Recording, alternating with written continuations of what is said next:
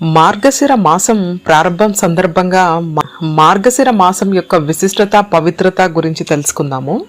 లక్ష్మీనారాయణుడికి అత్యంత ప్రీతికరమైన మాసం మార్గశిర మాసం. ఈ మార్గశిర మాసంలో లక్ష్మీవారం చేసే లక్ష్మీ పూజ చాలా విశిష్టమైనదిగా చెబుతారు.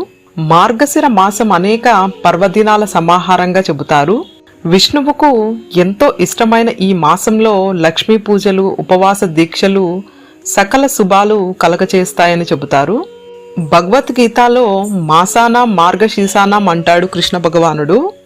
మార్గశీర్షం అంటే మార్గాలలో శ్రేష్టమైనదని, ఉపయోగకరమైనది అని అర్థం. మార్గశీర్ష మాసంలోని కార్తికేయుడు, కాలభైరవుడు, దత్తాత్రేయుడితో పాటు భగవద్గీత అవతరించిన మాసం కూడా ఇదే కావడం ఎంతో విశేషంగా చెబుతారు. ఈ నెలలో లక్ష్మీనారాయణ్ణి తులసి మాలలతో పూజిస్తే విశేష ఫలితాలు లభిస్తాయి.